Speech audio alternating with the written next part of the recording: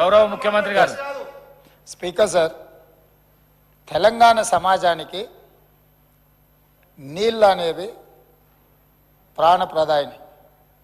ముఖ్యంగా దక్షిణ తెలంగాణ మహబూబ్ నగర్, రంగారెడ్డి, నల్గొండ, ఖమ్మం జిల్లా వరకు కృష్ణానది జలాల మీదనే ఆధారపడి జీవితాలు కొనసాగిస్తున్నాము.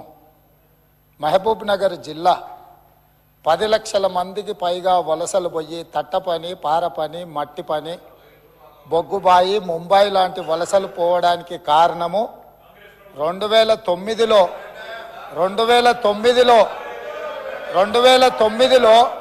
ఒక వ్యక్తి కరీంనగర్ జిల్లా ప్రజలు తరుముతే అక్కడి నుంచి పారిపోయి పాలమూరు జిల్లాకు వలస వస్తే అయ్యో పాపం వలస వచ్చిండని చెప్పి ఆదరించి ఎంపీగా గెలిపిస్తే పోయి అదే పత్తాటు పోయిండు. ఇవాళ అలాంటి జిల్లాకు సంబంధించి కృష్ణానది జలాల మీద చర్చ జరుగుతున్నప్పుడు ఆ మహానుభావుడు ఇక్కడికి రాకుండా ఫామ్ హౌస్లో దాచుకొని ఈరోజు తెలంగాణ సమాజాన్ని అవమానిస్తున్నాడు. ఇంతకంటే కీలకమైన అంశం ఈ తెలంగాణ సమాజంలో ఏమైనా ఉందా అధ్యక్ష? మీరు చెప్పండి. మీరు కూడా వికారాబాద్ జిల్లా కరువు ప్రాంతం నుంచి వచ్చిండ్రు కదా.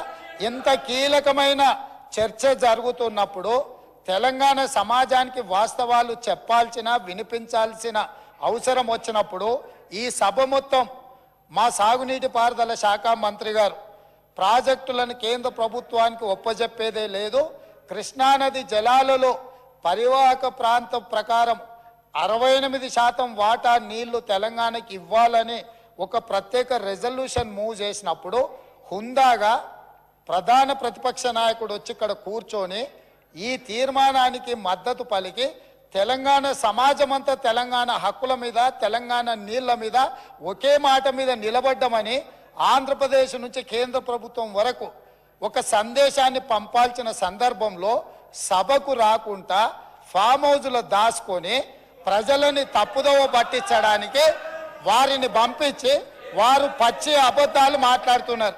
ఏది ఏమైనా మొన్న నేను చూసినప్పుడు ఆ కుర్చీ ఖాళీగా ఉండే ఈరోజు ఆ కుర్చీలో పెద్దలు పద్మరావు గారు కూర్చున్నారు. వారికి ఆ బాధ్యత ఇస్తానన్న వారన్నా నెరవేరుస్తారు. దయచేసి ప్రతిపక్ష నాయకుడిగా పద్మారావు గారు నిజమైన తెలంగాణ ఉద్యమకారుడు, తెలంగాణ కోసం కొట్లాడేటోడు. వారిలాంటి వాళ్ళని పెడితే తెలంగాణ సమాజానికి మేలవుతుంది. నేను ఒకటే చెప్పదలుచుకున్నా, ఈరోజు ఉత్తమ్ కుమార్ రెడ్డి గారు సభలో ప్రవేశపెట్టిన ఈ ప్రాజెక్టులను అప్పజెప్పేది లేదు అనేది మొదటి అంశము. పరివాహక ప్రాంతం ప్రకారం 68% నీళ్లు అంటే 551 టీఎంసీల నీళ్లు తెలంగాణకు రావాలి అని వారు తీర్మానం ప్రవేశపెట్టినరు. దానికి అనుకూలమా వ్యతిరేకమా మొదట ఆ విషయంలో స్పష్టత ఇచ్చిన తర్వాత మిగతా ఏ విషయాలైనా మాట్లాడమనుండ్రి.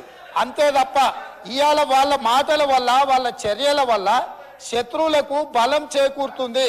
శత్రువులకు దొంగలకు సద్దిమూటం మోసే విధానం మంచిది కాదు. ఇప్పటికైనా దొంగ బుద్ధి మార్చుకొని తెలంగాణ బుద్ధి తెచ్చుకోవాలిగా అని చెప్పి నేను వారికి విజ్ఞప్తి చేస్తున్నా. అనేక విషయాలు వారు స్వీపింగ్ రిమార్క్స్ చేసినారు. నేను దాన్ని క్లారిఫై చేసి ఈ రాష్ట్రానికి ఉపయోగపడే విధంగా చెప్పాల్సిన బాధ్యత మా మీద ఉంటుందా ఉండదా? దయచేసి ఇప్పుడు మీరేమో ఓన్లీ తీర్మానంకే కన్ఫైన్ కమ్మంటున్నారు. ఉత్తమ్ కుమార్ రెడ్డి గారు ఇచ్చిన ప్రజెంటేషన్లో తీర్మానానికి కన్ఫైన్ కాలే కదా. వారు మొత్తం పోతిరెడ్డిపాడు, శ్రీశైలము అన్నీ చూపించారు కదా. సో నేను అందులో నాకు గవర్నమెంట్కి ఉపయోగపడేది ఒకటి, రెండు వారు కొన్ని సత్యదూరమైన విషయాలు చెప్పారు. దాన్ని రెక్టిఫై చేయాల్సిన బాధ్యత నా మీద ఉంటుంది. అందువల్ల దయచేసి కొద్దిగా టైం ఇవ్వండి. బయట గౌరవనీయులైనటువంటి సభానాయకులు కూడా బయట మాట్లాడి ఏమన్నారంటే కేఆర్ఎంబి మీద చర్చ పెడతాం, 2 రోజులైనా మాట్లాడదాం, మీ మైకే కట్ చేయము, మీరు ఎన్ని గంటలు మాట్లాడినా మాట్లాడవచ్చు అన్నారు. ఇక్కడనేమో నిమిషం మైక్ కట్ అవుతుంది. దయవుంచి ఒక 15 నిమిషాలు ఇవ్వండి. అయితే అధ్యక్ష, గౌరవనీయులు ఉత్తమ్ కుమార్ రెడ్డి గారితో నా మనవి ఏంటంటే, తెలంగాణ గత 10 ఏళ్లలో మేము చాలా కష్టపడి ఒక ట్రిబ్యునల్ను మనం తెచ్చుకోగలిగినాం. వాస్తవానికి రాష్ట్రం ఏర్పడ్డాక 1 నెల లోపల మన 2 జూన్ 2014 రాష్ట్రం ఏర్పడితే 14 జూలై 2014 రోజు కేంద్ర ప్రభుత్వం దగ్గరికి స్వయంగా ముఖ్యమంత్రి గారు కేసీఆర్ గారు అప్పటి ముఖ్యమంత్రి గారు వెళ్ళి మీరు వెంటనే కృష్ణా నదీ జలాలను పునః పంపిణీ చేయండి, దానికి ట్రిబ్యునల్ను కాన్స్టిట్యూట్ చేయండి. సెక్షన్ 3 ప్రకారం ఇది మా రాష్ట్రానికి సంబంధించిన హక్కు అని ఒక నెల రోజుల్లోనే కేంద్ర ప్రభుత్వం దగ్గరికి వెళ్ళి కృష్ణా నదీ జలాల పునః పంపిణీ కోసం సెక్షన్ 3 కింద లెటర్ పెట్టాం. అంటే దట్ ఈజ్ అవర్ కమిట్మెంట్.